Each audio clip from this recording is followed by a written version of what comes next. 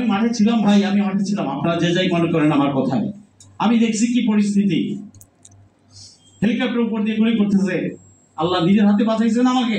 আমার পায়ের 1.5 ফিটের মধ্যে 1 ফিটের মধ্যে গুলি করছে। ঠিক তার ওই দিনই 19শে জুলাই 1.5 ঘন্টা পরে আবার শটগান 2 দিকে আমাকে ঘিরে দিচ্ছে, আমার মাথায় বাড়ি দিচ্ছে 13টা সেলাই। আল্লাহ দয়া করছেন বলে আমি বেঁচে আছি। আমার বউ বাচ্চা জানতো না অথচ বাসা থেকে 300 গজের মধ্যে। আমি বউকে ফোনও করতে পারতেছি না। করবো তাহলে তো বউ বাচ্চা সহ মারা যাবো। চারদিকে পেট্রোল ঘুরতেছে, কোনটা কুত্তালি কোনটা সাধারণ জনতা বোঝার উপায় নাই। উপর দিয়ে হেলিকপ্টার, পুলিশের পেট্রোল। আর 2-3 ঘন্টা দেরি হলো তার তো আউট অফ প্লেনিং মারা যেতাম। যাও, চাঁদাবাজি আমাদেরকে বন্ধ করতে হবে। দেশটা আমাদের, দেশ কারো বাপের না, কোন নেতারও না, নেত্রীরও না, নেতা পুত্রীর নাতি তাদের নাতি পুতিরও না। কোন রাজতন্ত্র নাই এখানে, আর রাজতন্ত্র আমরা প্রতিষ্ঠা করতেও দেব না।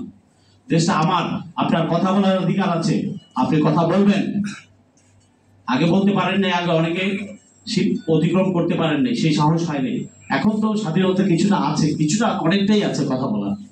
আজ পর্যন্ত ডক্টর ইউনূস কথা বলার জন্য কাউকে তো ধরে নেয়নি, নিছে নেন। আমাদের উচিত ডক্টর ইউনূসের সরকারকে, অন্তর্বর্তী সরকারকে শক্তিশালী করা, যাতে সংস্কার এবং সমাজের যা যা প্রয়োজনীয় কাজগুলা একটা শুরু করে দিয়ে যেতে পারে। তারপরে নির্বাচন। হ্যাঁ, ওনারা সারা জীবন থাকবে না, আমিও ওনাদেরকে সারা জীবন রাখতে চাই না।